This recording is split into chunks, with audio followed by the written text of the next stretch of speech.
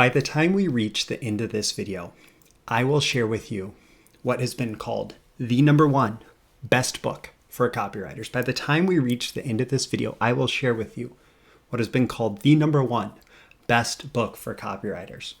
Now, first, I have to tell you a little bit about where this came from, and then I'll share with you that book that's been called the number one best book for copywriters. So I actually, there's this copywriter who today is considered one of the best copywriters in the world. His name is Dan Ferrari.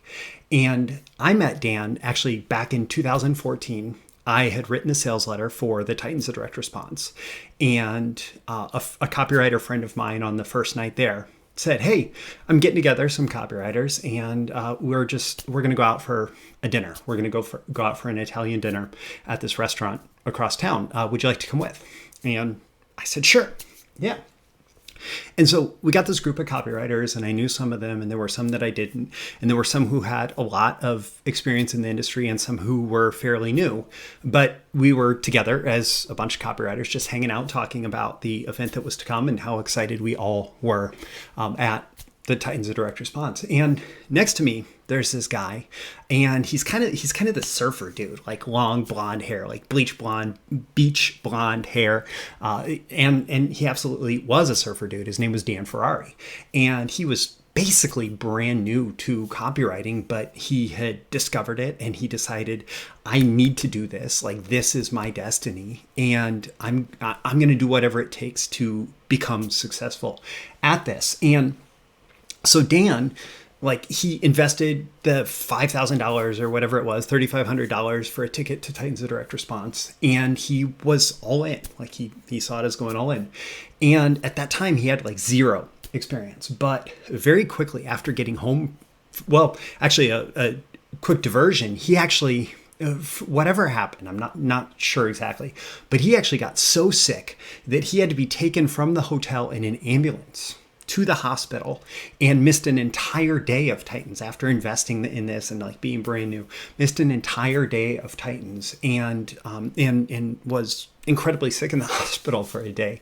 But then he came back, and I didn't hear much about him right away after the conference, but it turned out he'd gotten this job with Motley Fool.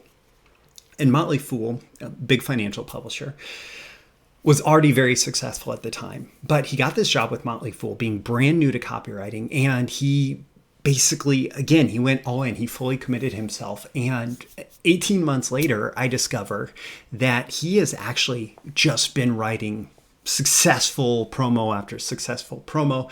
And he has actually now, within 18 months of really starting copywriting, become responsible for 50% of the entire paying customer base of the Motley Fool when they were already a hugely successful company beforehand. In other words, his copy had basically doubled in 18 months, had doubled the paying subscriber base of Motley Fool. So hugely successful. Went on with Aaron Winter, who was his copy chief at Motley Fool, and they launched this agency, and they're working with all these other top direct response marketers. And I look up to him. I remember meeting him at that Italian dinner, and he was brand new, and he was just this surfer dude with this laid back attitude. And then suddenly he's this A-list copywriter and absolutely incredible. So I pay attention to him.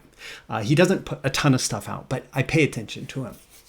And one day I think it was a Facebook post from him, and he says, this is the number one. I was told what the number one best book for copywriters is. And it's not something you'd expect. It's completely unexpected. It doesn't talk about copywriting at all, but it is a case study in how to play with curiosity. And so Dan said that he actually got this from his copy chief, Aaron Winters, and it was hugely influential in the way that he thought about copywriting and pulling the reader in and keeping the reader curious, keeping the reader on the edge of the seat until you make the offer and you encourage them to take action. And so he said, this is the number one best book for copywriters, not just from Dan's mouth, who became this A-list copywriter in record time, but from his copy chief's mouth, who is also just an incredible copywriter who is responsible for most of those other customers at Motley Fool. And so what's this number one best book for copywriters? Well, Dan actually said, I emailed Dan the other day, and I kind of went through this whole thing, and the highlights of my relationship with Dan, and how much I appreciated him. And Dan said it was funny because after writing that post, he had never heard anybody mention it to him again, what this #1 best book for copywriters is. And yet here by the end of this video, you're going to know. And I imagine, 6 months from now, all these copywriters are going to be saying, this is the #1 best book for copywriters. And they're going to maybe, attest to that because they saw it in this video. But the true source of that is Dan, and even before Dan, Aaron.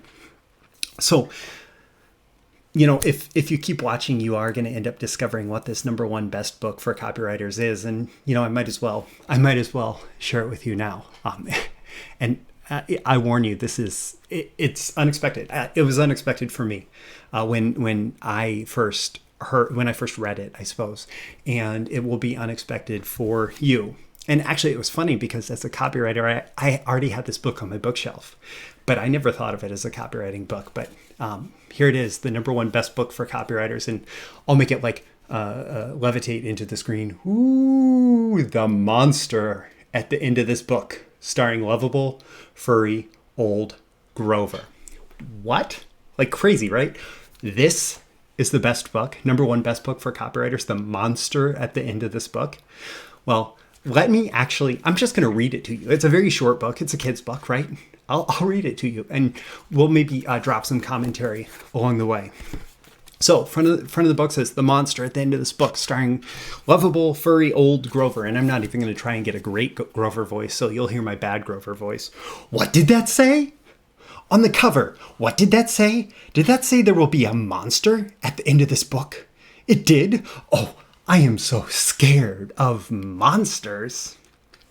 So curiosity, there's something at the end of the book. And Grover, there's this emotional conflict about Grover getting to the end of this book and meeting whoever this monster is at the end of the book. So here's Grover. Shh, listen, I have an idea. If you do not turn any pages, we will never get to the end of this book. And that is good because there is a monster at the end of this book. So please do not turn the page. So there's a monster, and Grover does not want you to turn the page because we will meet the monster at the end of this book. But we turn the page. You turn the page! Maybe you do not understand. You see, turning pages will bring us to the end of this book, and there is a monster at the end of this book. But this will stop you from turning pages. See, I'm tying the pages together so you cannot. So he doesn't want you to get to the end of this book and meet the monster at the end of the book.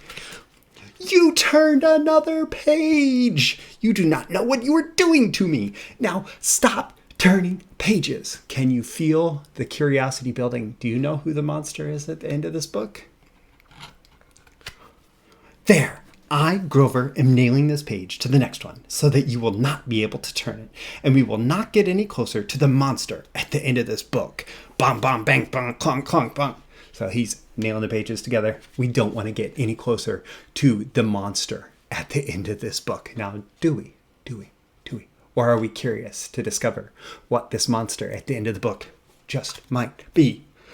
All right. Do you know that every time you turn another page, you not only get us closer to the monster at the end of this book, but you make a terrible mess? This will stop you from turning pages, a heavy, thick, solid, strong brick wall. I would just like to see you try to turn this page. Oh my goodness, the curiosity is building. What is behind the brick wall? Do you know that you are very strong, Grover, in a pile of bricks? The next page is the end of this book, and there is a monster at the end of this book. Oh, I am so scared. Please do not turn the page. Please. Oh, look at that. This is the end of the book, and the only one here is me. I, lovable, furry old Grover, am the monster at the end of this book, and you were so scared. The end. I told you there was nothing to be afraid of. Oh, I am so embarrassed. There we go. There you have it. The monster at the end of this book, starring lovable, furry old Grover. And you might have actually noticed that me saying, hey, this is the #1 best copywriting book and promising over and over again that by the end of this video, you would discover what the number one best copywriting book is. Well, I was playing with the same tactic of this book, the monster at the end of this book. And Dan's right, Aaron's right.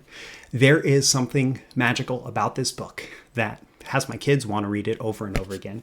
I've read this book 100 times maybe, and that really plays with our curiosity and plays with our sense of like wanting to discover something, this thing that's being held up as the thing that we want to know.